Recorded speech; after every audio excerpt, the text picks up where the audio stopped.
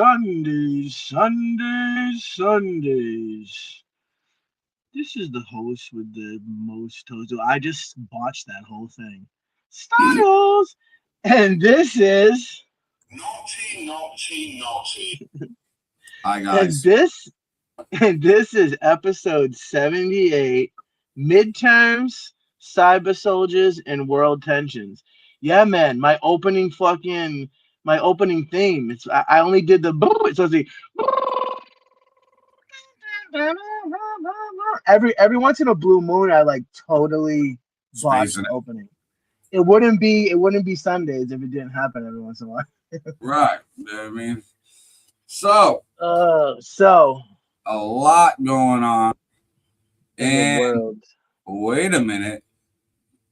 Ding dong, ding dong, ding dong, doorbell. Ding dong. Oh, and this man is. I don't hear you. This man is muted. This man is muted. We can't hear you. He We said, can't. un momento. We I think can't hear you, brother. he said it in Spanish. No. We can't hear you. If you can hear us, I we think he can't hear said, yeah, you. no shit. I read lips. Reading lips. He said, yeah, Paulie, shut up. I don't know. You just said, go fuck yourself something, you fat motherfucker. I'm trying to read lips here. Yeah. I'm going to translate for the viewers by reading lips. Paulie said, you're a bitch. Oh, you might have a new job as a See, lip reader. I'm a lip reader. This is how we're gonna do the show today. We just have to. Aaron's gonna read Joey's lips. Be a wild episode. Like, hold on, did I get it right? And he's like, we're like playing charades and shit. He's like, no, you got it wrong. Did you not go in the settings and change the? I don't fucking know. But anyways, Aaron, what do you want to start us off with while he's trying to solve his technical difficulties? And do you have Well, videos? yeah, I got videos. And while he settles these difficulties, everybody that's tuning in, please share this to your newsfeed. Share this group, tag people in the post, tag people in the comment section. Send this out to like-minded individuals in Messenger. We are streaming on 6 different locations, 3 different platforms. We are on, actually, I believe we're on more than that. SunDaze, we are, it's your boy Fifth, we are on Street Magic Multimedia, we're on the Forum Experience, Aaron Oneida. Oh, yeah. We are on Facebook, YouTube. Follow, subscribe, and while Fifth figures out his sound, we are going to hear about the possible new branch of military. Yeah. From Big Seth himself. He dropped a new video and he titled it Cybercom 2.0. Check this out. We'll talk about it. Yeah. Last fall, I directed the largest transformation for U.S. Cyber Command and their cyber forces in over 16 years. We call it Cybercom 2.0. We remain laser focused on restoring peace through strength. But victory does not solely depend on our warfighting platforms. To win, our policies, our processes, and warfighting posture must adapt to the realities of cyberspace. In this evolving domain, relying on how we've done things in the past, well, it guarantees tomorrow's defeat. Cybercom 2.0 is an operational imperative that ensures our cyber power is a lethal and ready weapon of choice. It directly aligns our cyber force generation model with our national defense strategy. This is a deliberate choice designed to deter and, if necessary, defeat our adversaries in the digital domain with decisive and overwhelming effects. Every physical domain, air, land, sea, and space, depends on our cyber superiority. By forging expert cyber forces with deep technical mastery, we ensure that commanders have the capabilities that they need to dominate the modern battlefield. And to achieve this vision, we must first solve our core challenge, an outdated talent management system that fails to fully support our most critical asset, and that's our people, our cyber warriors. We must recognize that continuing with legacy processes is a vulnerability, and settling for the status quo, well, that's a direct path to failure. As we all know, change requires difficult things, and leaders willing to step up into the breach to knock down bureaucratic roadblocks.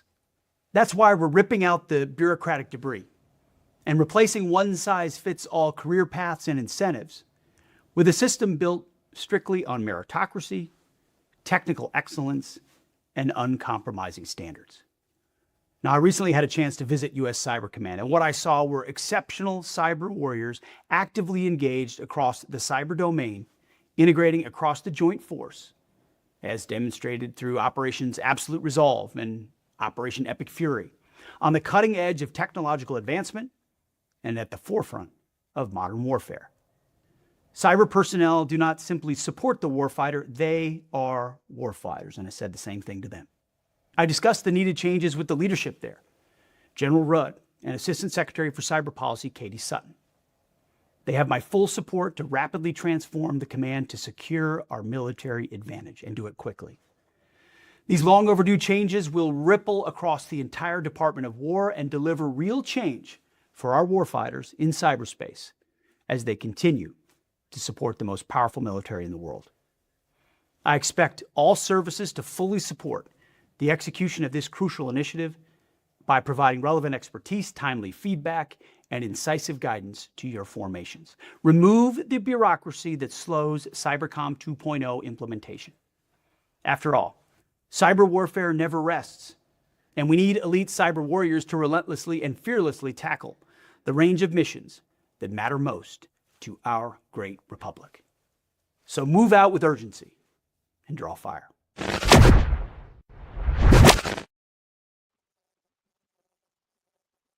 All right. Styles.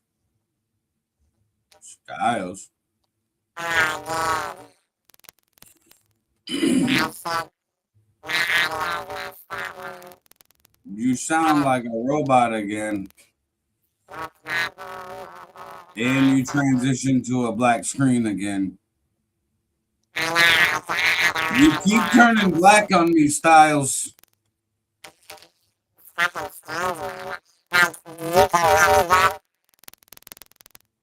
don't know what I can't even read your lips because the screen's black.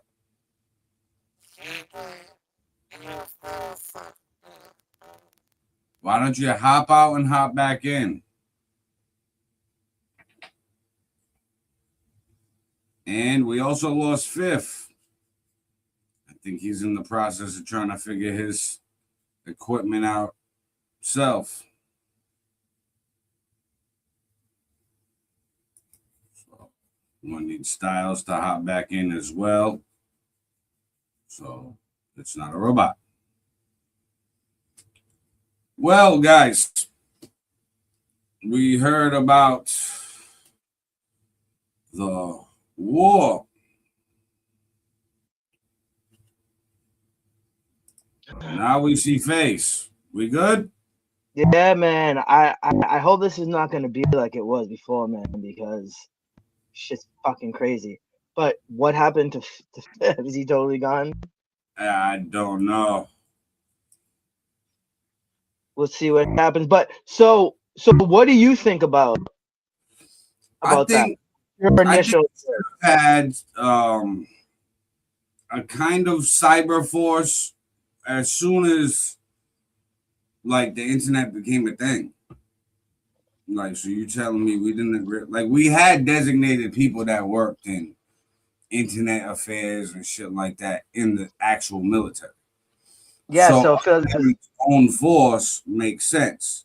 But I would have just lined this up with Space Force, like made it part of Space Force, because all the internet runs with satellites and Space Force plays with satellites. So Yeah, so basically you feel like it was overdue anyways.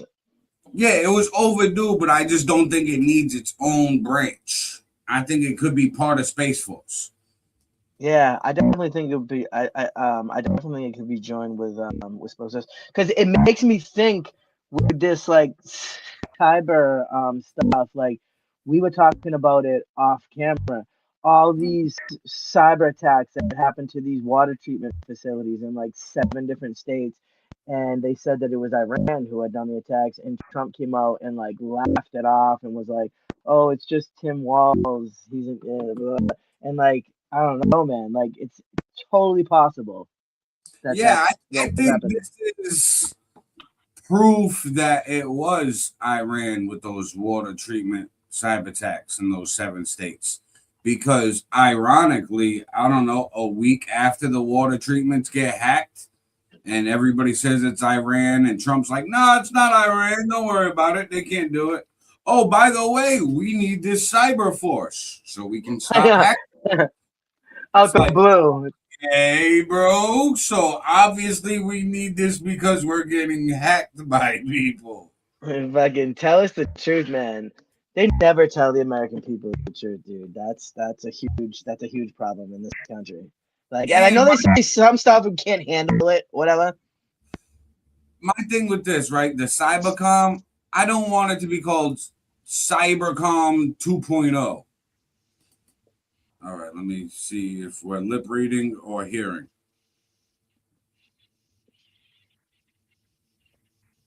No. Nope. Yeah, we're just lip reading again. Fuck. I can't Fuck. read. It's like this. Yeah, he's brainstorming right now. He's like, why the fuck wouldn't this? But if I could read lips behind the hand, that would be fucking skills. Oh, and we lost Styles again. Styles just went back to a robot, Mr. Roboto.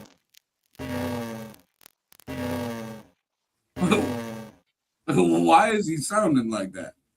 New, new, new. Sounding like a spaceship having a hard time. Well, everybody, this is what happens with live shows. You cannot predict lives. This is why a lot of people do pre-recorded, but we say fuck to show y'all the realness. And we back. Can we hear Joey yet? No, but you're not Roboto anymore. Yeah, dude. Like, I don't understand what the fucking deal is. Like we've had issues here and there, but nothing compared to this last show or this. Like, I what hear you, yo, Fifth. we heard something? No, Fifth was trying to say yo, but I was reading lips. The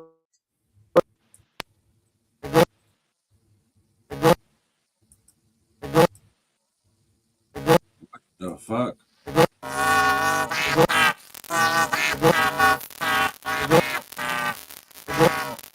I don't know what's going on. You're about to again, Styles.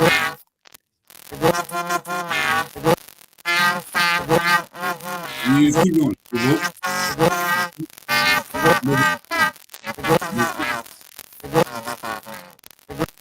Styles, I'm gonna kick you out and then restart your phone and hop back in.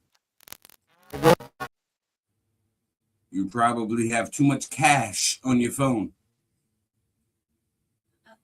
I don't know what that was, but clear your cache.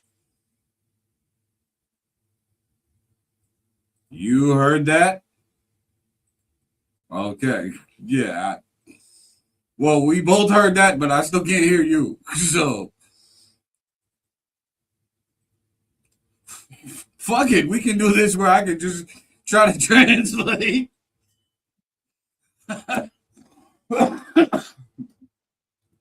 Just make sure when you speak, you pronounce the words so I can read the lips.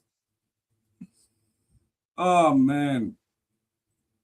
But yeah, so Space Force, I think it should have Cyber Force part of Space Force. No, no, no, no. No.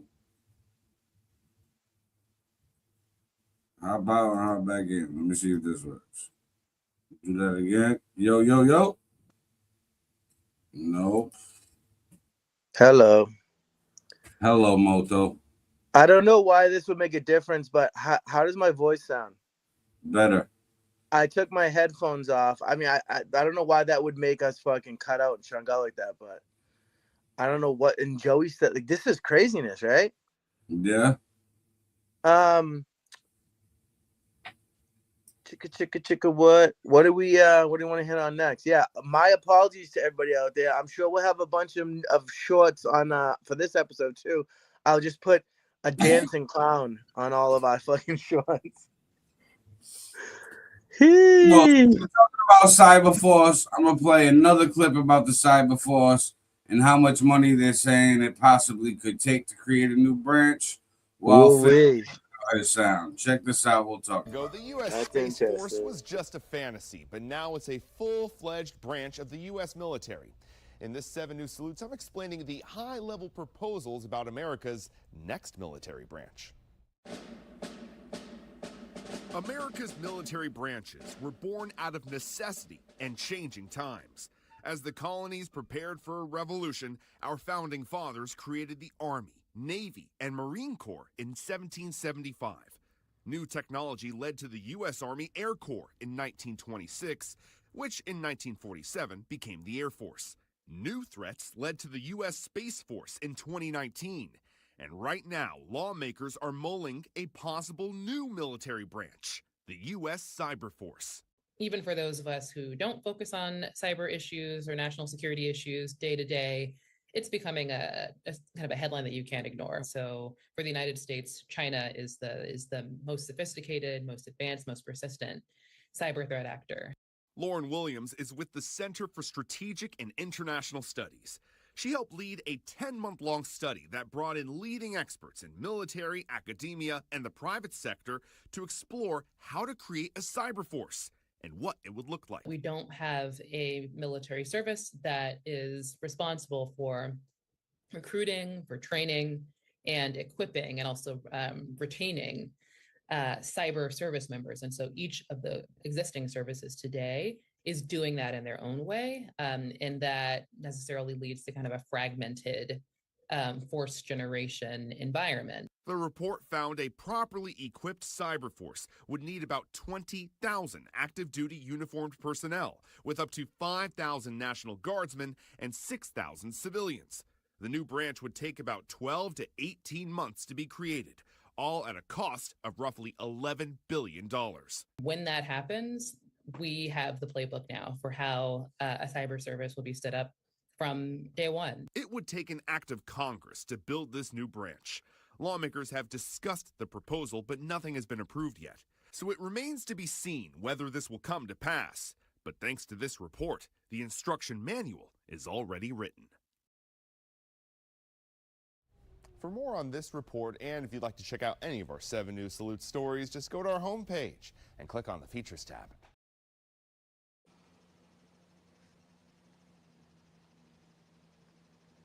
Say that again. Dude, that's a lot of money. Did they say 11 billion with a B? Yeah. And fifth is still silent. That's crazy, man. I mean, I have my own problems over here, but I don't know why. Did he try doing it without his headphones? Is that possible? Whatever your Yeah, I don't know. So do you feel like they're just throwing a whole bunch of money against the wall? Yeah, much? Like I said, I think Cyber Force or the Cybercom 2.0 should be part of Space Force. We got the satellites, we got Space Force soldiers or whatever fucking playing around with satellites and monitoring them. What are they monitoring? Like hacking. So why do we need a whole new force? And if that's the case, what the fuck is Space Force gonna do? They're just gonna go play with aliens or something? Play with the aliens. Like, And the satellites. And dude, AI is gonna change how easily people can hack into shit too. I mean, it's already happening. Right. That's why I think like we don't need Cybercom 2.0. Just put the Cyber Force unit in the fucking Space Force, call it a day. Yeah. And then Pete Hegseth said we need cyber warriors. Did he say we need keyboard warriors? Like what?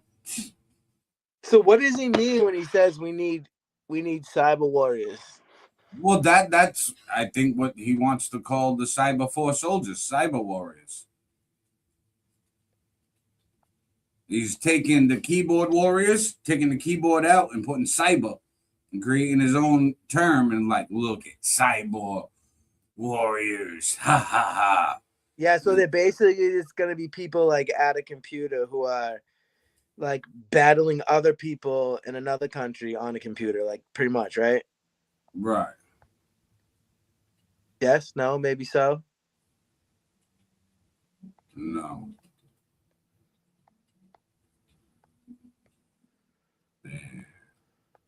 Try without the interface and headphones. It is without the interface? Yeah. I don't hear nobody here now, just so you know. You don't even hear me?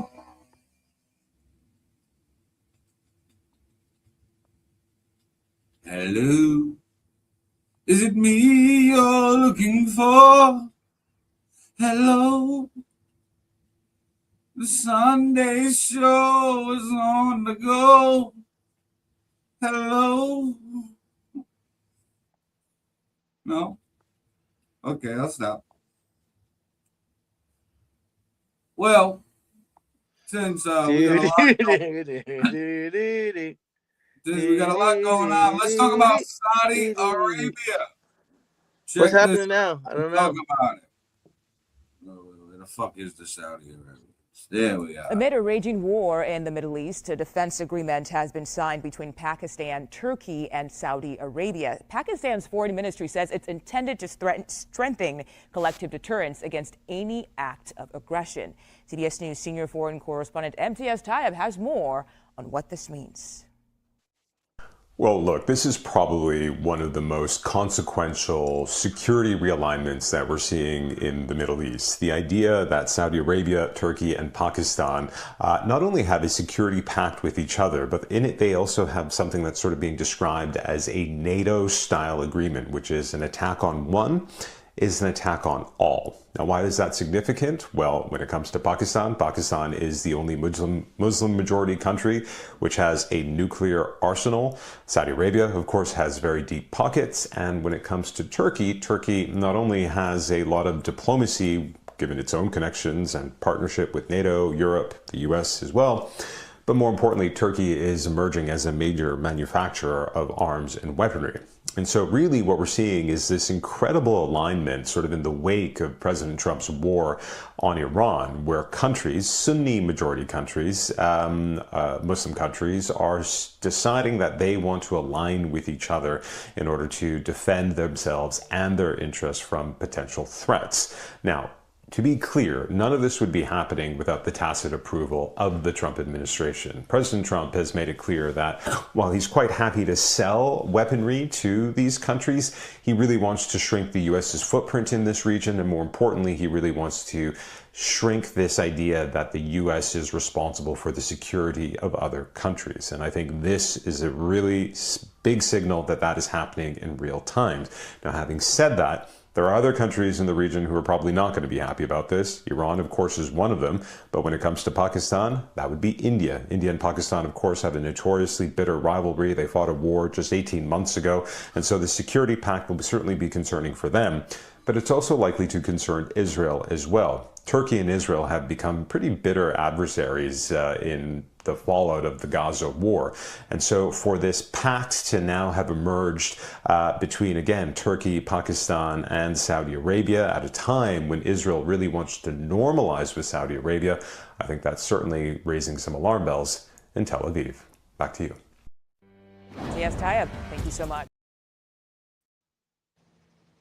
man. Oh, man. And back to me. I can hear you now. You're not Roboto, but you are black. Arigato, Mr. Roboto. I'm black? Yeah, you're black screen. Oh, shoot. You know, you were black screen at one point. Oh, no. I don't know if you saw that. I didn't. My screen looks like a white screen. What a racist screens here. What happened to Joey? I think he disappeared. Did he give up? I can't read his mouth anymore. Did he give up though? I think he might have. So what was that thing saying? I really so basically, Saudi Arabia, Turkey, and Pakistan made a NATO-type military agreement, a defense pact, where if one of them gets strike, they all defend each other. So that's important because Pakistan's got nukes, Saudi got money, and Turkey also has a NATO alliance. But Turkey has issues and been getting a little beef with Israel lately. Saudi and India, well, and Pakistan and India. And then you got Pakistan and Iran. So basically, they're saying anybody strikes them, it's on and popping, and they all gonna team up. So this might curb India, Iran, and Israel from attacking Saudi Arabia, Turkey, or Pakistan, but it might not.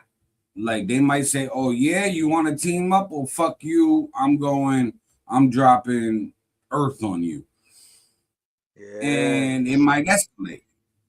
So they're worried about it escalating because you don't want Pakistan dropping some nukes on, Israel or Iran or India, and the amount of production from India, it would be really bad for the economy if all of that goes on, especially if there's issues with Turkey, India, Pakistan. There's a lot of stuff that we import in America that's made in those countries.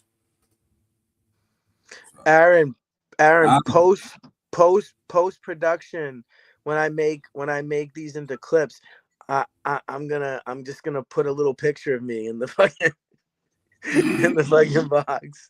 Just put your face there. There you go. That works. Yeah, I think that would be a little tough in those countries. Yeah, I gotta reset quick. So I don't know what you want. It will take me two seconds, but see if I can get my face back. Reset. I'm gonna play a quick video about Taiwan war drills, and check this out. We'll talk about it. Taiwan's armed forces conduct the annual Han Kuang exercises to sharpen combat readiness and test the island's ability to defend against a potential large-scale assault. These 10-day drills mobilize live troops, real terrain, and actual equipment across multiple regions. Commanders focus on coordination, rapid response, and homeland defense capabilities under realistic combat conditions. Coastal strike operations form a central element. Fast attack missile boats race along the shoreline while low-flying attack drones swarm over beaches and open water. Sailors and Coast Guard crews work together to simulate the repulsion of an amphibious landing. Anping-class catamarans, adapted from highly maneuverable Navy designs, join the action and demonstrate their ability to carry anti-ship missiles when needed. These vessels give the Coast Guard a direct role in naval defense during wartime. Troops deploy surface-to-air missile systems, including domestically produced Tian Kung 3 batteries, to protect critical infrastructure and urban centers. Units practice continuous scenario operations that demand sustained performance around the clock. Key training areas include counter-blockade missions, protection of vital targets, and coordinated coastal defense. The exercises push every level of the force to adapt quickly and maintain effective command under pressure. This year's drills place strong emphasis on flexibility and resilience rather than pure displays of firepower. Soldiers practice American-inspired communication methods such as backbriefing, in which subordinates clearly explain their plans to superiors before executing missions. The approach builds initiative and self-reliance among frontline units.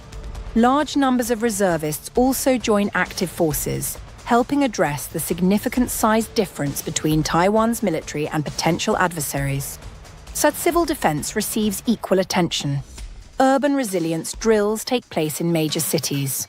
Authorities temporarily reduce mobile internet speeds to test how citizens and emergency services would communicate if networks face disruption. These measures prepare society as a whole to support military operations and maintain essential functions during crisis. The Han Kuang exercises integrate Navy, Army, Air Force, and Coast Guard elements into a single coherent defense effort.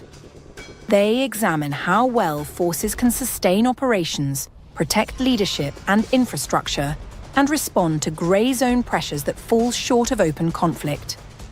By combining live-fire training, joint operations, and whole-of-society preparation, the drills strengthen Taiwan's ability to deter aggression and defend its territory. Commanders use the exercises to identify weaknesses, refine tactics, and improve coordination across services. Reservists gain practical experience alongside regular troops. Civilian agencies practice their support roles. The result is a more integrated and adaptive defense posture that prioritizes real combat effectiveness over ceremonial displays. Through these annual war games, Taiwan's military continuously tests and improves its capacity to safeguard national sovereignty and protect the population. The focus remains practical. Live forces operating on real ground with actual weapon systems, trained to respond decisively to any threat.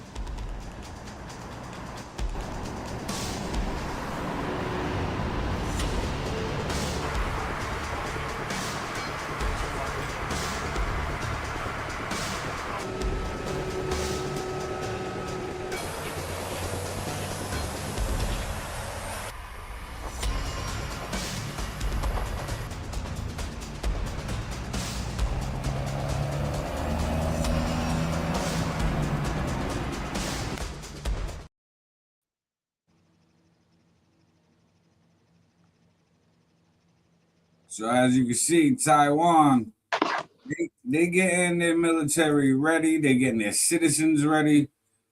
They kind of doing like fire drills with the whole city. Like, all right, we just basically gonna slow down the whole internet and see how everybody operates. We're gonna prep just in case China hacks us and shuts off our internet. Which is nice, but China will fucking eat them for breakfast. So. Oh yeah, absolutely. I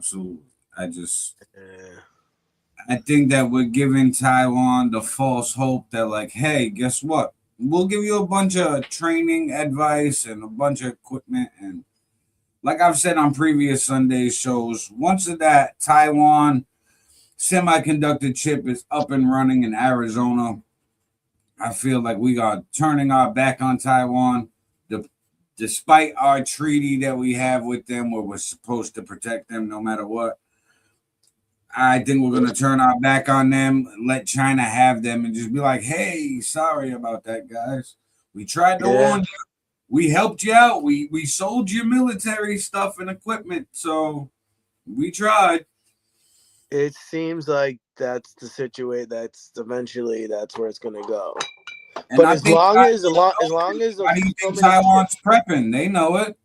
But as long as the chips, most of the chip manufacturers there, we will, and China knows that we will aggressively protect it. But I'm pretty sure there's some sort of a deal in the background. Like, just give us some time, then you can have your way with Taiwan. Right. You just got to look at the timeline of things. Trump came into office, us and China have been butting heads like we have been for years. Then all of a sudden, Trump makes a big, like $10 billion deal with Taiwan Semiconductor Chips to build a factory in Arizona. Trump goes to Arizona, does a big speech, like ribbon cutting, all of this shit for them to break ground. Then a few months go by, he's in China with the fucking CEO of NVIDIA, Elon Musk, and all these tech people who are reliant on these chips. I feel So like basically, writing on the wall. Yeah, read the writing on he the wall. took them to China and was like, yo, President Xi, listen, I got Elon here, I got NVIDIA here, and we're going to give you our word that as soon as we get that chip factory up, you can take Taiwan, bro. We don't need it no more. Just hold off and don't ruin what we got going on. You know what I mean? Dude, I think like, okay, because they know that America and China and Russia are going to be like the final three. Yeah, they're the top dogs. Dude, I think that this AI shit, like, is pretty wild. Like, these fucking data centers are just popping up everywhere. And people are, like, fighting over it. And I think it's a good thing. Happen regardless. And honestly, it is. You don't have the data centers that compete with China or Russia or these other countries where they're building even more data centers, then we're going to be left behind. Like, so there's good, right? Like, whoever perfects AI is going to rule the world. And don't get me wrong, like, there's a lot of cool shit about AI. But, like, some of the shit, like, for example, Khan, at least I feel like, dude, there's so much already, dude. AI slop online, dude. Like, all these dudes who make these fake fucking AI girl videos and make profiles for them, like, on Instagram, it's like fucking flooded, dude, with fake shit. Well, and not the good shit. Like, AI makes some good shit too. It's wild west with AI, and right now this is where people are using like the it internet. for money. Yeah, like the internet in the 90s. Money before it gets regulated. So like eventually AI like profiles or whatever will be regulated. Like they're starting with music so far. This AI music popular. Like Spotify, for instance, right now, like I've been uploading new music the last few weeks. Now there's a new box you gotta check off on your distribution app when you upload a song. It says, was any AI used in the making of this song? If so, where? And there'll be like a bunch of boxes where it's like audio mixing, beat, sound, anything. Did you hear like all of the big labels and shit?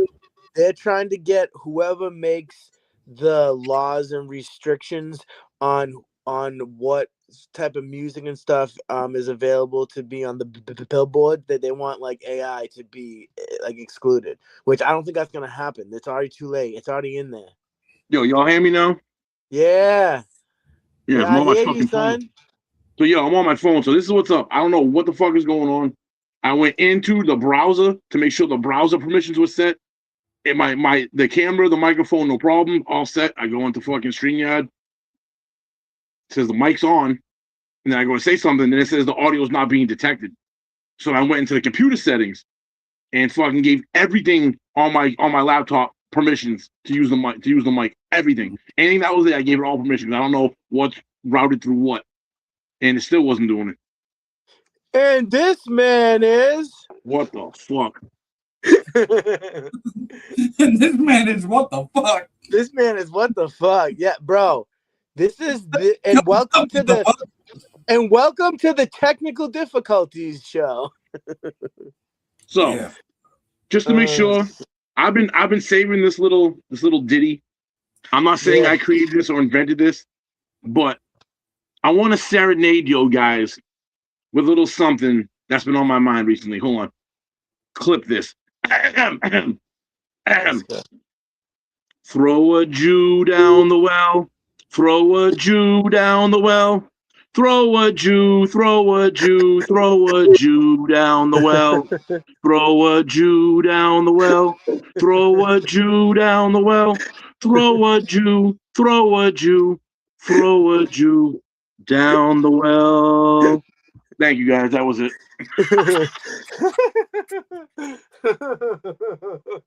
We do lullabies on this song live too. Buddy, that might be a fucking viral clip right there. It just might be. I love it.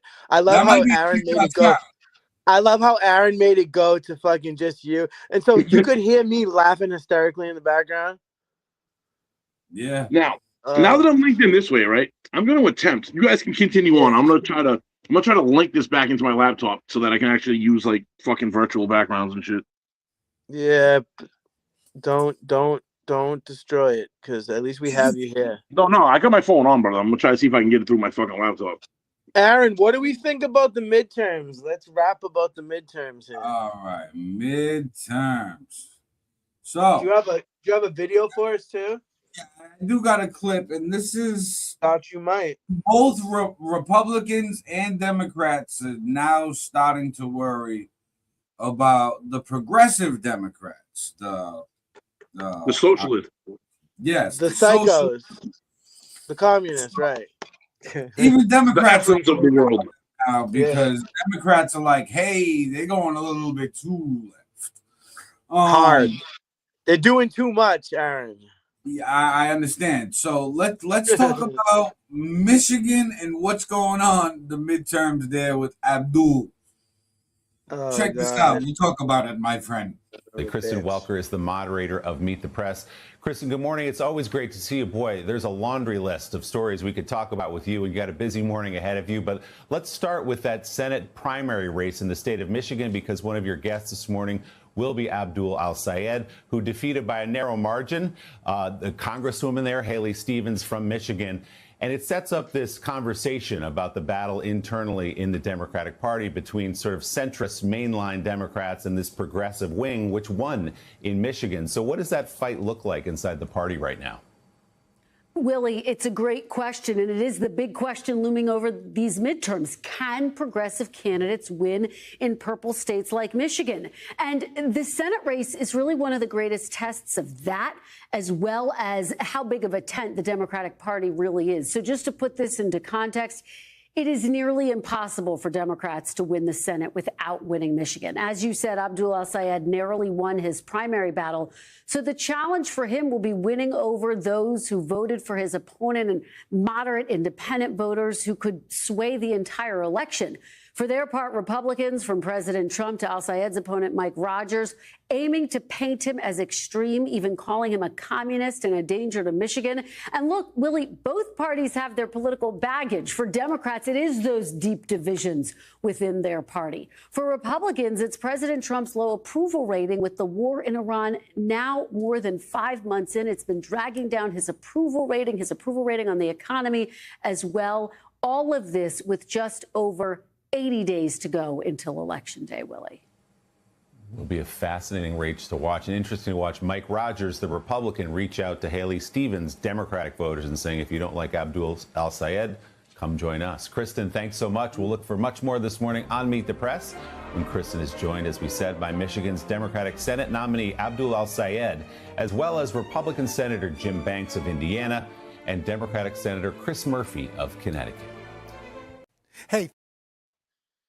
Bro, fuck Abdul Sayed. I'll fucking smack that motherfucker upside the head with a slab of bacon, man. You know he hangs out with that piece of shit Hassan Piker, who said that we deserve 9/11. He's fucking garbage. He's right though. They're right about Trump, bro. They're absolutely right about Trump. The Democrats are so psychotic right now that this could be a gift. This could be gift wrapped to the Republicans. But Trump, and listen, I'm a Trump supporter. We all know this. But bro, I gotta call a spade a spade. Trump is single-handedly making this a race by this Iran war. If he could fucking close this war out soon, bro, they'll sweep it. They'll sweep it, man. But this whole Americans as a whole do not want this Iran war, and it is giving the Republican side, it's giving the Democrats all the ammunition they need to make this a race when it shouldn't be. I agree. That would be, and if they could actually do something about the cost of fucking like groceries and fucking rent and shit. So I likely had this discussion with someone on Facebook the other day, and if you really want to trace this back, man, let's go back to when inflation really started. This all started because of COVID. We printed an absolute astronomical amount of money during COVID. You can't add that kind of supply to the economy and expect that the value of the dollar is going to hold. We have lost the value of the dollar since then, and we're not recovering from it. So this inflation that they're blaming on Trump really started from COVID, and nobody knows how to mitigate it. How do you mitigate when you infuse something like 40% of money ever printed in the history of the United States came within a 2-year span? A little less than half. I know. Bro, how do you mitigate that?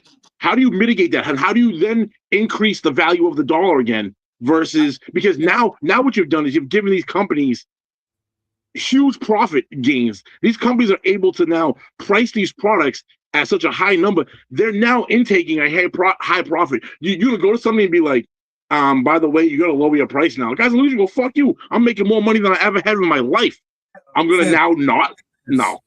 Fifth, that's the problem. I was just saying to somebody. Works, right? If we know how this works, they obviously know how this works before they even did it. So we got to ask the question why they did this. One, they obviously wanted to raise the inflation rates and all of that, and honestly devalue our dollar so the companies can make more money. All those stimulus checks, they knew people was just going to spend the money and not invest it and not bank it. So they're like, hey, this is going to go to the companies.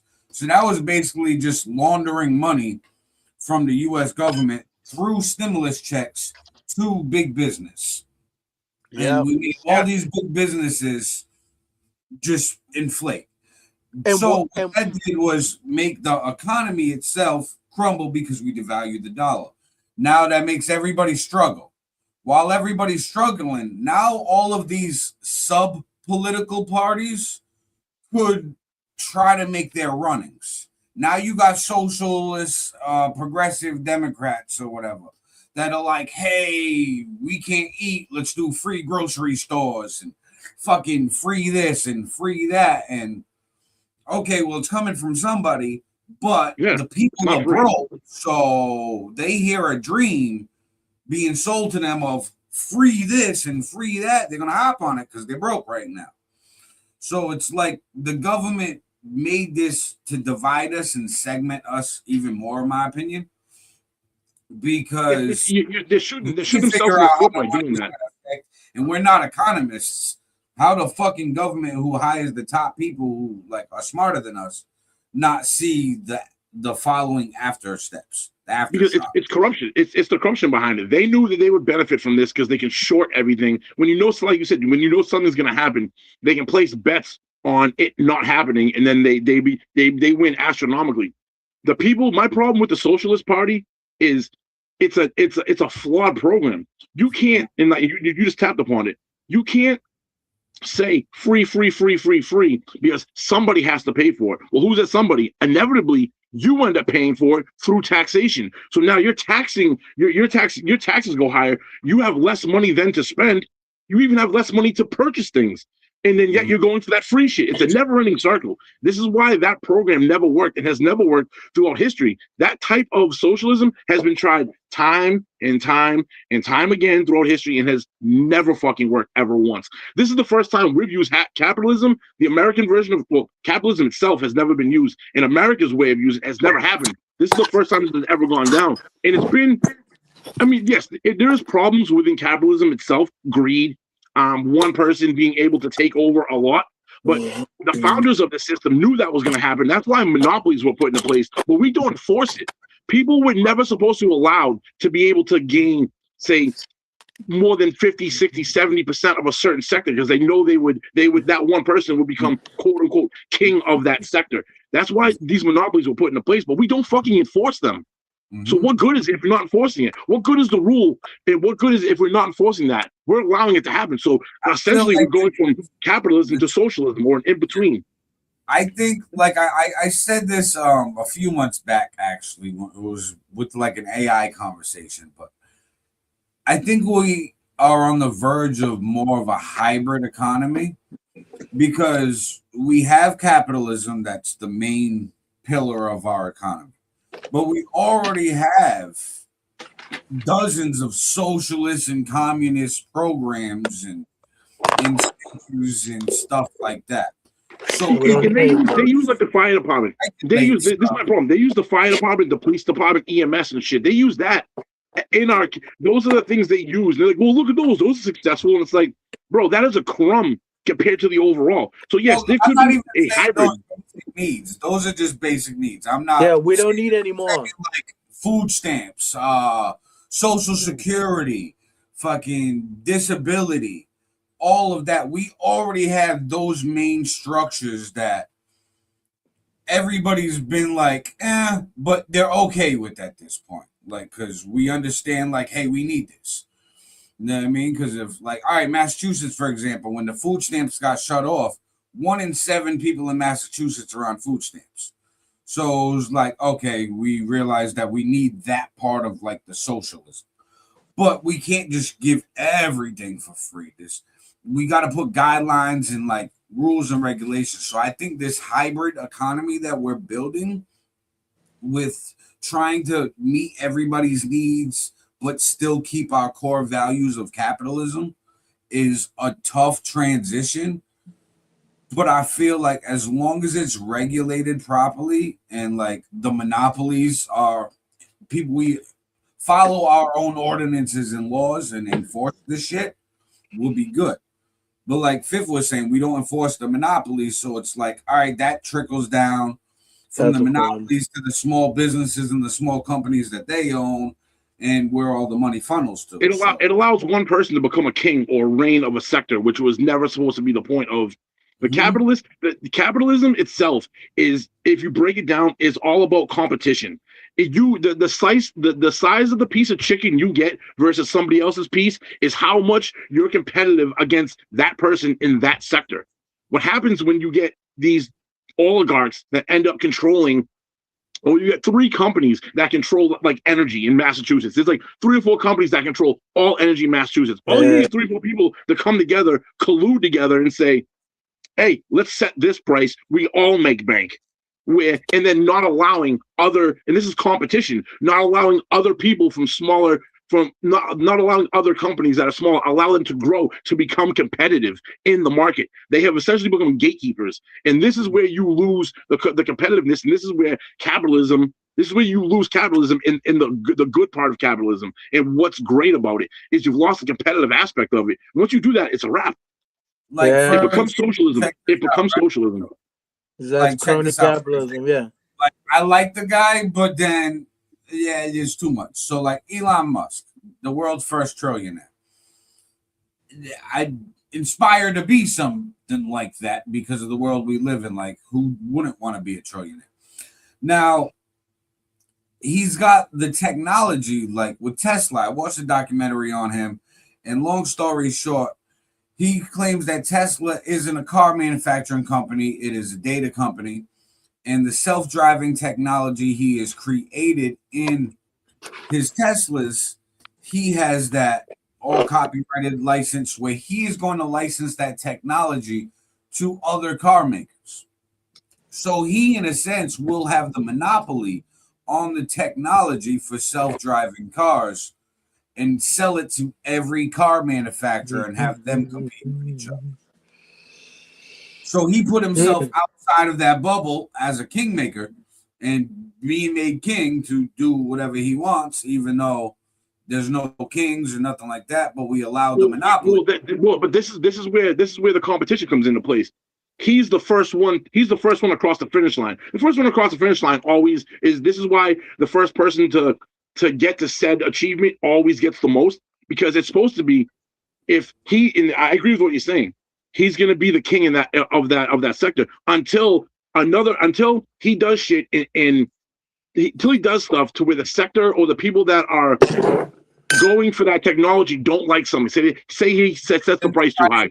That's where the competition comes in. The second person is supposed to come in and then start, doing his thing to rival Elon Musk to set these. This is where the competition is. But what he's doing, and he had stated in this documentary, is that the technology he's given, he's signing like long ass contracts with these car manufacturing companies big contracts like Mercedes. I think he said that they're discussing a 25-year contract for them to solely use his technology.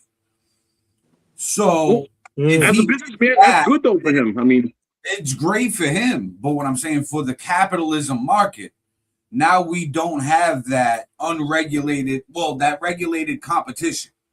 We don't have that. No, it will. It would come. It would come when the second person decides to do the same thing he's doing, coming in, and if they do it better, faster, and cheaper, if they do it better, faster, and cheaper, these other people are gonna start taking that technology, and then they're gonna do this 25-year thing. Like Mercedes is gonna be like, dude, I gotta get out of this fucking contract with you and try to figure out a way to get out, because as a business, this is why the competition.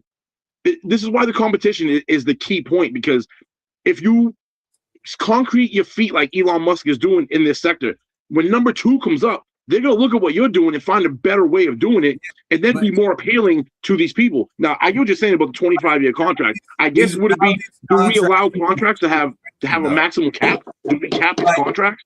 Like, I'm sure this contract is going to be real tough for Mercedes to get out of. Like, Elon's planning this contract to be like kind of like Loctite, where like, all right, say you want to buy out. Well, it's going to cost you a arm and a fucking leg to buy out. It's going to hurt Mercedes in the long run, though. If you think about it, this is where the competition comes in. Because even if Mercedes does that, in the long run, because somebody's obviously going to be better than Tesla. It's going to hurt them though to do a 25-year run. Because what if someone comes up with a better, faster, better thing? They're going to be second. They're now going to be behind the curve instead of being on the curve or in front of the curve. That's going to hurt their business model overall. Oh, absolutely. This is where the competition comes in. But I think they're just banking on, hey, he's Elon Musk. He's the richest man in the world, and he has the assets. Banking on he's the only man in the sector right now. They're banking on they don't see another person come, which is our problem. This is our real life styles. Exactly. I mean, wait till Elon Musk gets cast in Iron Man movie. Yeah, he's gonna have a suit. Iron Man movie, the next one. And dude, you know what? We were talking a lot about capitalism. Speaking of socialism failing, did you see Mandami getting fucking booed at that fucking thing recently? Did either you guys see it? And a lot of people are starting to get pissed off now at all these new taxes and shit. Like we have people saying that he's doing a fantastic job. Like fucking Efren. There's a special fuck you to Efren the communist. Clip it. He had a boner. He had a Woody for Mandami so bad because he was like, he came in, he balanced the budget in 6 months, and I was like, didn't seem right to me. Kathy Hochul gave him the fucking. No, bro. I looked into this. You know what he did? He deferred payments until like 2037, dude. So now I'll just give you an example of what this is. Let's just say the light bill. Let's say the light bill is $100,000 today. Is what it is. In 12 fucking years, when that bill comes in with the interest, that $100,000 bill is going to be $250,000. It's going to be way more than what he should have paid for now. And then he's not going to be the mayor then. It's going to be someone else to fucking deal with this bullshit. That's what communism does. He took city workers' pensions. He took city workers' pensions, and what they put into their pension, deferred that. Who the fuck do you think you are to take my money that I earned? And how about this? What about the people that are going to retire from 2026 to 2030? Brother, I saw that people shit. not get money put in their annuity for the next 4 years? I have a pension. When I saw that shit, I was like, bro, fuck that fucking bullshit. This is where politicians, right? You ever see the movie Falling Down? That's what's going to happen if you try to play that shit with me, motherfucker. This is where they sell dreams, right? So Mandami appealed to the people, the lower class, because they were struggling. Yeah. So a lot of those people, if you're already in the lower class, one, you probably can't budget well. Two, you may have already pushed your bill off once or twice. So when Mandami says, hey, I'm going to push the bill off, you're in the lower class and he's appealing to you. And you're like, hey, I pushed my bill off too. It's like that Neo song. I know my rent was going to be late about a week ago. The people, bro. The people who are supporting. Fuck it. Let's do it because it's free right now. Nobody's thinking about the future. And it's going to fuck shit because to pay for that, New York is going to have to implement so many more new taxes. Yeah, where's the money coming from? Who are they going after? Think about this. People Who are they going after? They're going after the millionaires and billionaires in New York, which New York, I believe, has. who are leaving. They're either number one or number two in the United States with population size of these people. They're going to leave because it's like this. Even though there's less millionaires and billionaires than there are middle class and lower class, when you take 10% of someone who makes $100,000, that's 10 grand in taxes. When you take 10% of someone who makes $100 million fucking dollars, dude, it's like $10 million. There's a big difference there. When those people leave, they're going to be forced to try to reallocate taxation funds. They're going to tax the middle and lower class. They're going to have to come from somewhere. Exactly. Absolutely. I think this is why socialism never works. They're pushing all the super elites out of the big states. So like California raising all their taxes and socialism programs and getting taxes from the rich, moved a bunch of people to Texas, and the people that were in New York, now they're moving to Texas, Florida, stuff like that. I think what the democratic socialism plan is for them to try to make this a thing in the whole country and make the rich people like pay more. But what that's actually going to do is make all these rich people just say, fuck living here, and then leave the country. Dude, most of the people, I feel like most of the people who support socialism and communism are like these young kids who see like they're never gonna own a home. So I sort of get that, but these older people who actually own a home, like fucking Efren, shout out again, you fuck. Like, why would you support that shit? Like, you support no private property. You know what? We're gonna come and we're gonna take your fucking house if communism. Well, listen, no, bro, you know what it is? His point isn't socialism. His point isn't direct socialism. He likes the democratic socialism. So they're called the Nordic. The Nordic countries are doing this right now. Norway, Sweden, those Nordic countries in Northern Europe. When you actually look into it, they're the highest taxed countries on the fucking planet, bro. They tax something like 60% of their paycheck. However, and that's the truth. He's going to counter that by saying, dude, they get 3 weeks of fucking paid vacation. They get healthcare, this, that, the third. There's all these extra things that this pays for. And he's not bullshit. He's not wrong when he says that. But again, I know that. That's face value. Look into that further. When you say that they have nationwide healthcare, well, it takes you 9 months to go see a doctor when you make an appointment today. So it's like, bro, there's pros and cons for everything. There's free healthcare in Canada, and people come here from Canada to get healthcare because the waits are like a year long. Could you imagine having a heart problem and needing to see a doctor? And they're like, yeah, we can see it 18 months from now. Like, and plus the democratic socialists of America, look at all the shit that they want to abolish, though. It's not just like easy peasy socialism, like chill socialism. They want to fucking abolish everything. They want to abolish the Senate, even the presidency, and have like a prime minister. They want to abolish the Supreme Court, prisons, I think that's the police. Because there is those people that want to abolish everything. But that's the extreme left. Look at that Kim. Look at that. That's Kim not most of them. Look at that Kim Hong. News clip I played earlier stated Democrats themselves. There's a bunch of them worried about the far left socialism. Yo. So, know how Republicans like a few months ago in the last like year have been having a division in their party between Republicans and MAGA Republicans? Democrats are having the same division currently between moderate Democrats and progressive socialism Democrats. So it's the same division between the party. It is. It's the same thing. It's the same thing. MAGA and Republicans in the democratic socialism of the Democratic Party. I agree with you, Aaron. That analogy. I think they're both looked at the same per party. Yes. But there's more of them than people think who support that shit. Like you guys know. Have you heard of Blue MAGA? Have you guys heard of Blue MAGA? Well, that's basically what I'm getting at right now. So the candidate for governor of Massachusetts, Brian Shortsleeve, is Republican. In this interview, he stated he was like, "I am Charlie Baker, pro-choice Republican." He was like, "I'm fiscally conservative." He was like, "But you have your own choice. Do whatever you want with your body." So he's center leaning right. He's center leaning right. That's We need to get rid of Maura Healey, dude. But She he was is like, fucking he compared garbage. himself to Charlie Baker as a Republican. I like Brian Short Sleeves, bro. You guys have seen me post shit about him a bunch of times. When he goes around, I'm voting for him 100%. Oh yeah. I actually liked what he was saying. Like his conversation, his interview was I've been good. following him too.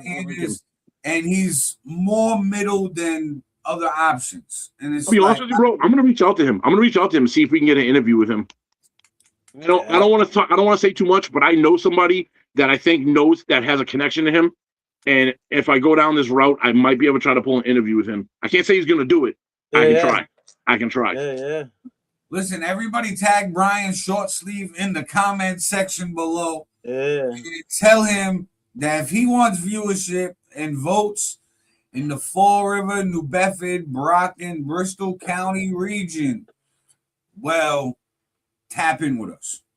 I roast Maura Healey on her official Facebook account. Oh, I do it all the time. I do that shit all the time, bro. They don't see that. They don't see that. They have a fucking person on their team that strictly does social media for them, and that's the person. Because it's fun. I mean, I'm the same way. I do the same shit. I get a kick out of that shit. But dude, she's garbage. She's a go. I think right now we've gone experimenting too far left, too far right. I think it's time for the elastic to snap back in the middle.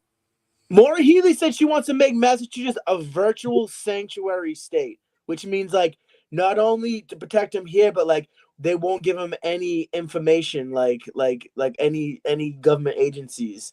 All that is doubling down on an old Massachusetts law anyways. There was a law in the early 80s in Massachusetts that was passed, making it a whole sanctuary state as it is. So Massachusetts technically, legally, is already a sanctuary state. However, federal law supersedes state law. But well, that's a garbage fucking law. Let me say that that's a garbage law, sir. Right. But it passed. So then all of these state officials now, their hands are tied. So yeah, they can give information to ICE. However, they will be state charged if they do that. You realize they're protecting a lot of friggin' like child molesters. Then they would have to like depend on a federal organ to get murderers. That's their voter Styles. That's their voter base. That's why they protect. That's who votes. That's part of the. That's a huge portion. Dude. Because, bro, when they come across the border, they handed debit cards, they handed free this, free that. Of course you're going to vote for them. That's their voter base, bro. Yeah. That's their voter base, bro. Like, of course they're going to protect them. A lot of that information. They want them to get counted in the census, too. Listen, guys, a lot of that information about what's given to immigrants is correct in a sense, but a lot of it is exaggerated. Like, for example, they had like amnesty countries where like if you came from like a war-torn country, you were allowed to get food stamps. Yeah, you can't hear me, right? Not back in. He knows what he's got to do. They shut us down. I'll pop you back in. Mute him. Yo, try muting him when it gets like that. See if it gets rid of the fucking Yo. No. That sounded personal. But anyways. Listen. I'm gonna enter the studio from the laptop. Don't bring me in. I'm gonna try to work this in the background. All right. But like I was saying, so I feel like with everything that's going on, we have the how do I put it? The exaggeration of what these illegals are getting. So there's a handful of countries that were allowed food stamps. So if you were from like Ukraine, Haiti, Cuba, you were allowed benefits. The fuck is going on here? There was programs where, okay, you're allowed this for X amount I of don't money, hear any sound again. But now they just get it where they don't have nothing. You know what I mean? So like if you're Haitian or Cuban or any of those, like Venezuelan or whatever, that we were allowing in before, that time frame's up. You know what I mean? So like that stopped. And another thing that stopped was people just getting food stamps and all of that without having to have like the regulations. So unless like you're a parent at home with a kid that you gotta be the sole provider for and watch during the day, well, you either need to work 20 hours or go to school to get your benefits, or your benefits will be now cut the fuck off. So they're making you do something for it. They're not. Good What he's trying to fucking do idea. is not make. What he's trying to do is not have someone receive the handout for nothing. He's trying to do it in a way where you have to earn it to some capacity. Like you're saying, whether going to school, working 10, 12 hours a week, whatever. There's some kind of bottom tier criteria in order to obtain these things, which is good. It should be, because if we don't, we're incentivizing people to be lazy, to abuse the system. Yeah, But dude, what they it's spent also billions, they is spent hundreds some of billions people- of dollars on illegal aliens. And then after they shut down all those hotels and bullshit, they gave every illegal alien family $30,000 of taxpayer money. No, Like, they didn't. Can we That's get 30 grand? Look it up. I was that's supposed to say, true. look it up. That's Look it up. facts. You can look it up. That's Google it. facts. Google. That's facts. Google. How are we phrasing this question? Paul, what was your statement? Paul, restate your statement. What's your say did hold on a second. Say, did the state of Massachusetts give illegal immigrant families $30,000 of taxpayer money for housing? Are you looking it up, Aaron? Or you want me to do it? No verify. Say that again. Who, me? No, hold on. Repeat what the answer was. There is no verified information supporting the claim that the state of Massachusetts provided taxpayer money specifically for housing to undocumented immigrant families. Elaborate more on Dude. why this is a thing online. Dude, it just said it's a dude. It fucking happened. It's sound activated, so if you talk, it interrupts. I'm gonna do my research, dude, because All right, that shit absolutely happened. This is often spread. explain how this rumor is spread. No, ask here's a better thing to ask you. What did Massachusetts give to illegal immigrants in the form of welfare and money? That way we'll get right to the facts. All right, say that one more time, and nobody interrupts. Ready? What did Massachusetts give illegal immigrants in the source of money and housing? Massachusetts does not give undocumented immigrants direct cash payments for housing. The state's emergency assistance shelter system provides temporary housing for eligible families facing homelessness, which includes some families seeking asylum. There are also refugee cash assistance programs for individuals legally present in the U.S. while they work toward employment.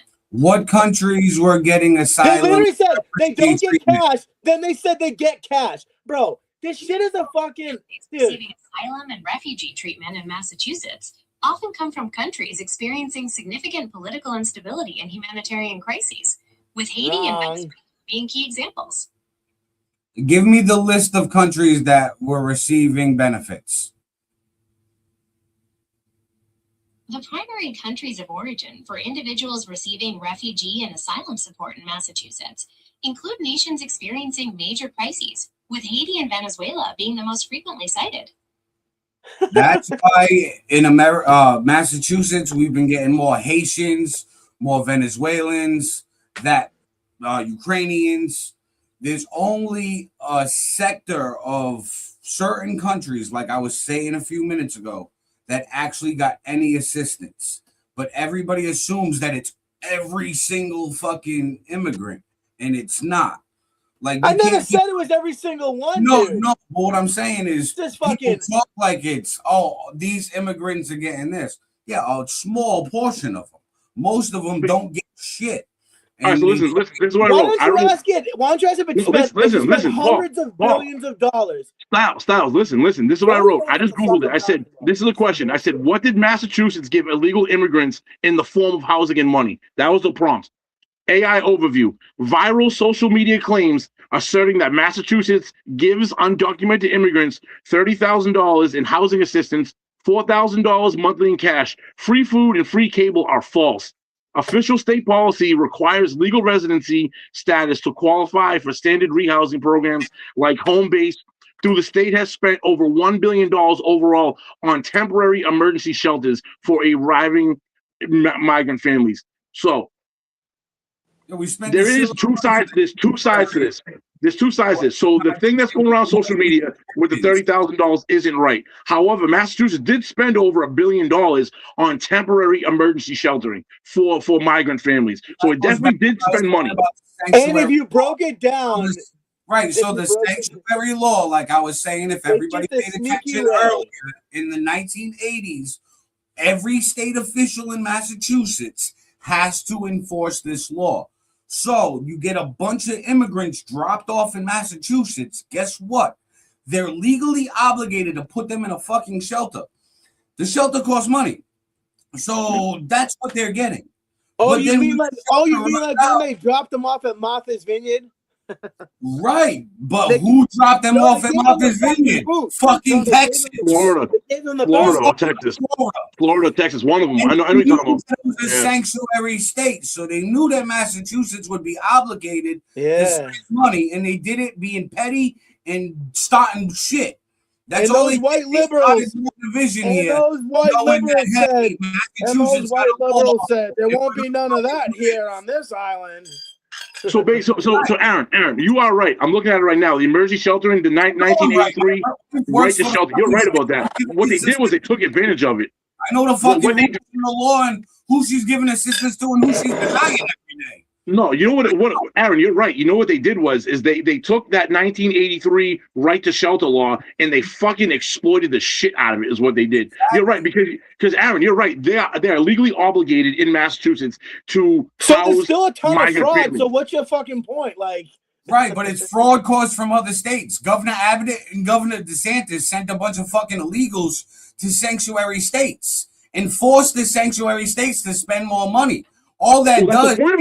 But that's the point of them. What they were doing was they were like, oh, this is what you want to do. Then here, do your thing. It was to prove a fucking point. You want all these people to flood into the country, then you fucking here have some of them. That was the fucking point. There was nothing petty about it. I love that fucking shit. No, I think want all this shit until it comes to your fucking door. Until it knocks on your door. Listen, nowhere we could have fucking put them. North Dakota. You don't want it no more. Once it's knocking on your door, as long as it's just virtue signaling, that's fine. But when it comes and asks you, "Can I live with you?" No, He's crashing out. The fuck out of here. But he's not understanding what's going on. What's going on is this was supposed to turn people more Republican in these states because these are Democratic blue states. If I'm a Republican party, if my family wasn't out here, not to Republican states, now one was sent to a Republican state. No, they were sent to all Democratic states that were sent. They want them. So why should the red states down south have to fill them? Nobody fucking wanted them. Nobody wanted them. That's the problem. Nobody wanted. Why was the Democrats supporting it? Why were blue states? No, the blue states want them. The blue states want them. The blue states want them, and it's easier. Think about this, guys. Think about this.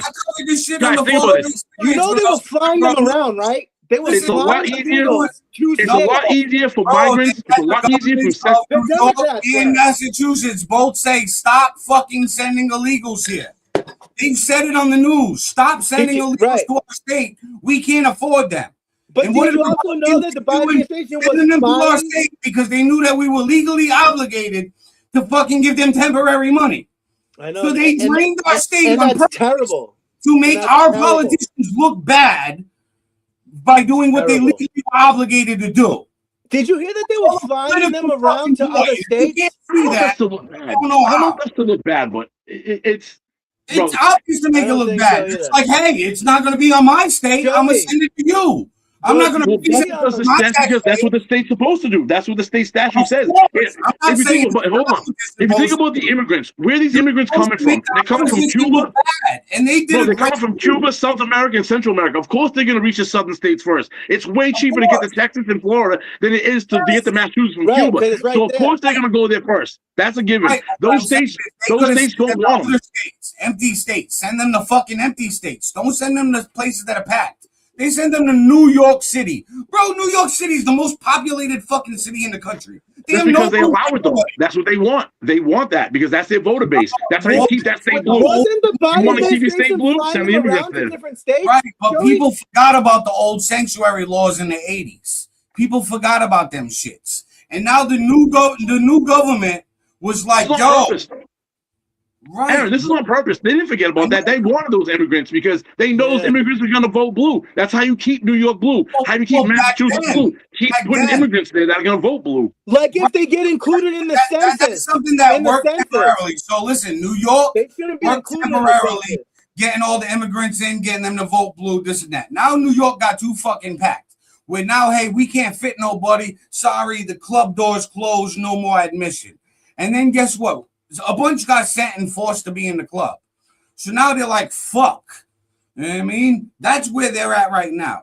The governor, the black dude, Eric Adams or whatever, that was the mayor in New York before, he was begging other states, please, we can't afford them here. Yeah, they can't take them. Right. But legally, the law from the 80s, when none of these politicians were fucking there. Who allowed them in? What? Who under what president and what party was that gave the open borders that flooded this? Yes, the Democrats. Yes, but what I'm saying is they wanted it temporary, but then you can't reverse that and take the sanctuary state law back because people were like, "What the fuck?" Illegals shouldn't be trying to forget about it. Illegals shouldn't be counted in the census. And then they wouldn't want them here so fucking bad. Right. That's a whole different. This goes all back to my point. Left, right, red, or blue. They both play fucking games to get everybody to headbutt each other, and they're in together.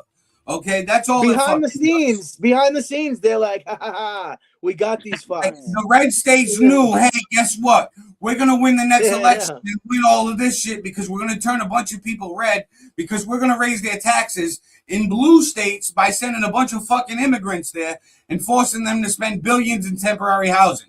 Ha ha, evil fucking genius. And what it did was turn a shitload of spots in Massachusetts and New York and Illinois all red because people were like, yo, my taxes went up the fuck up. You're like, what the fuck? Now there's nobody speaking English. So now people get mad. That's all it did. You know what I mean? And people used to assimilate. Of people happening slowly to all of these states naturally. They dumped a mass amount of people here, so everybody noticed it overnight. Overnight, you go to the supermarket and everybody's like, you recognize people and people speaking English, and then the next day, fucking, there's nobody in there speaking English. I know. So everybody noticed it overnight and then was like, yo, wait a minute. Is this why all my taxes went up? And yeah, because now they're legally obligated. And now they're pissed off. And now they're pissed off and they went Republican. And it made housing go up so too. It's all a fucking chess move by DeSantis and Abbott, which was genius on their part. But for the Democratic leadership that's current in these states, they got fucked with no Vaseline. Because they're like, shit, you drop these motherfuckers at my door and legally I'm obligated to take care of them somehow.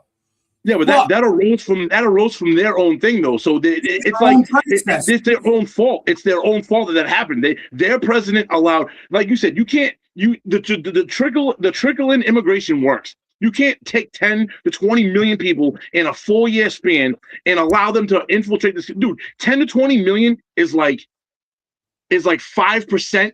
Roughly, don't quote me. It's like between 2.5% and 7.5% of the overall population, bro.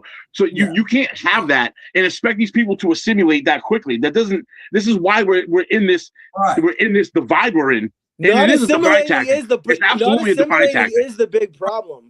But I think it's also a divide tactic from both parties I think with sleepy creepy Uncle Joe Biden let everybody in because he was taking a nap. But the reason why the Democrats what do you think is going to happen if Democrats get in 2029? It's not only just for votes, because the people he's denying assistance to, these non-asylum countries, he's not getting their fucking vote. It's not like he's buying every country's fucking votes. That's what I'm trying to point out. There's like, what do you think's going to happen if Democrats take the White House back in 2029? He might be buying their vote by giving assistance. Venezuela, Ukraine, Cuba, Haiti, and I forget the other one. Oh yeah, Venezuela, Cuba, Haiti, Ukraine, Mexico, one more, El Salvador.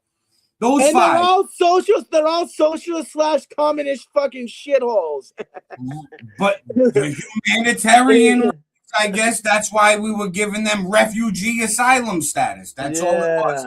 And that's America saying, "Hey, we feel bad you come from a war-torn country. Come here, save your life." Aaron, what do you think the Democrats are going to do if they take the White House back in 2029? Are they going to open the borders wide? I think no matter who gets in, left or red, white, blue, fucking whoever's in, right? Democrat or Republican, they're going to fuck up next term. And what's going to happen is a shitload of things that neither party can fucking handle. I don't know, we got all of these. Yeah, listen, we got all these immigrants that came in. We can't afford to keep shipping them the fuck out. What's going to happen is we need power in numbers. That's why Democrats really wanted these people in this country. We're going to have to fight a big war soon. We're going to need a bunch of people to fucking work like we had the women do when the men went out to war back in World War II. And then they'll assimilate and we'll all bond and they'll Right, because hey, guess what? We're all in it together. Yeah. But know what's going to happen is going to be all that fucking immigrants. We might be fighting the aliens, Aaron. While Americans are fighting the aliens for America.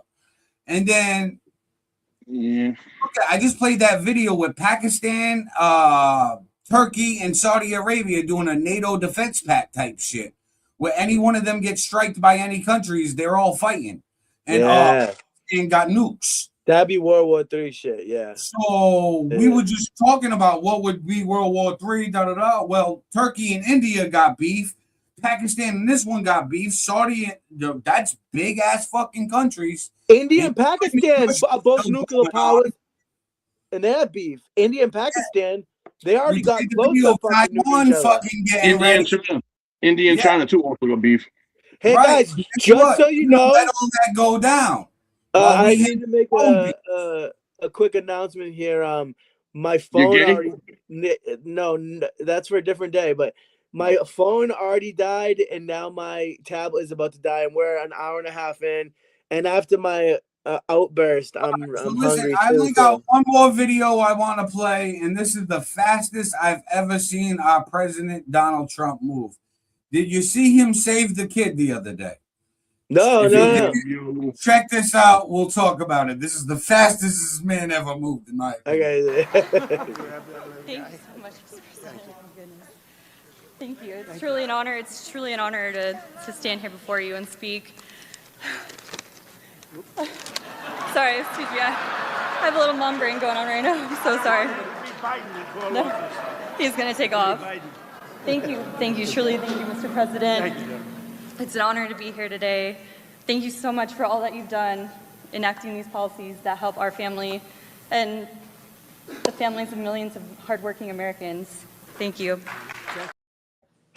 Bro, that's like old school political shit, dude. Aaron, let the other one in. I got my mic working. They told that kid. They told that kid to do it. Hold on, test this. You hear me? Yeah. I hear you. Word. Okay. Oh, it sounds like a little echo, but it might be the other one. So do it again. Aaron, you think they told that kid to do that? No, I think the kid was just being a kid, and then Trump was like, "Oh shit, not on my watch." Went over there, hurt himself in the process. Yeah, that's a politician thing with like babies. Like that's a great fucking that'll be a campaign. That was a great look, fam. Now I can see you. Yeah, and he actually did look pretty good there. But there's like a delay, shit a little bit, but he looked pretty good there. Go back to your phone. It was better on the phone. Yo, hold on. What's wrong with it? What's wrong with this? You can't hear me? it takes like a second for your voice to project. It starts low and then gets louder. Wait, talk again. Yo. Mic check 1 2. Mic check 1 2. It actually sounds okay now, right? Oh no. All right, yeah. All right, let me just turn you up a little bit. Yeah. I can turn the mic volume up too. You know what I mean? Like, yeah. I want to get this ready for fucking later because obviously we got another podcast to do. Right. Yeah. All right. I think. So at least we're good here. Next time, so for some reason, this shit got muted. Next time, this tablet, I think Good. I'll do it on here because this seems to be working better, Yeah. and I'll have it all charged up good. Because this is definitely what better. We actually got through the show much better. In the very beginning, we had a little bit of fuckery, but we got all its back, man. The boys are fucking back in town. But yeah, I think with Trump running, that was a good look for him. He needs that right now, especially with this war going on. And then him saying, "I didn't want him to be like Biden and fall off this stage." I know that was fucking good too. Fucking like, bro. Hey, before my shit dies soon, let me do a quick little plug here. Everybody out there in YouTube land and Facebook land, we have accounts, the SunDaze Podcast Show, on all major platforms. You can find us on Facebook. You can find us on Instagram. You can find us on YouTube. You can find us on TikTok. You can find us on Rumble. You can find us on Snapchat. I know you can find Paul on Grindr. You can find you can find Aaron and Joey on all those platforms too. And you can find Joey on what's Kick. that shit? Kick, correct. So please follow us there. I post all kinds of shit on the page on the SunDaze Facebook group, and I'll repost all that shit again. We could use we have some decent numbers. It's taken us a long time, but we have some decent numbers of people following us. But we need to share it out more. I've been starting. You see, I've been sharing it on like all the fucking on all the podcast like promotion pages and shit. Because I don't know what happened. All of a sudden, that and what I think we need to also get that way we build more of a foundation. Let's try to find 100 supporters that are down with us, tagging them in each episode, in each clip. Yeah. That way, those 100 people, if you're down to be one of them 100 supporters, comment below, so that way we can have you 100 supporters, then share it out to people. So I can think of some right off the rip. The newest thing we're doing, the newest thing that people are doing right now, and we should get in on this right now. We should start a Discord, right? And find people that are willing to be clippers. And what I mean by clippers is we put the show inside the thing. These people clip certain segments and they push these segments out, these clips out. We need to find clippers, bro. This is the newest thing. These are all these kick guys, all these YouTube you can guys. Find clippers on Fiverr. Download Fiverr. You can find clippers. Well, people that follow us, like Aaron Rothwell, people that like follow us like from week to week, we can get 5, 10, 20. Obviously, the more the better. But if we can get a base of at least 10 people minimum of clipping on top of what we do, it'll help project the show out. The clips are huge. You guys know this. Like the short clip, 30-second, 45-second clips. Dude, those are huge, man. That's how you really gain the traction in audience. I think Paul's thing died because he's not talking, and two, he's frozen. Yeah. But yeah, the Discord shit's where it's at. I've been noticing this. Bye, Paulie. Trend. He died. Bye, Paulie. But yeah, that's like the newest trend from what I'm seeing. All right. And guys, you will see me and Fifth tonight, 6 p.m. Eastern Standard Time on the Hip Hop Everything Podcast. Episode high 90s. I don't know the number off the top of my head, but we are inching closer to episode 100. So we're going to do something special for episode 100. We're going to figure it out. Yes, but sir. Everybody follow, subscribe. You can catch SunDaze podcast, like Paulie Styles was saying, on every single platform imaginable. It's your boy Fifth. We streaming this live now. Follow him on all platforms. Follow me on all platforms. Plus, as you see, I put my cash up there. Send me money, bitch. I mean, it's appreciated. Everybody, be good, be safe, do the right thing. We off this till later. Oh yeah, peace.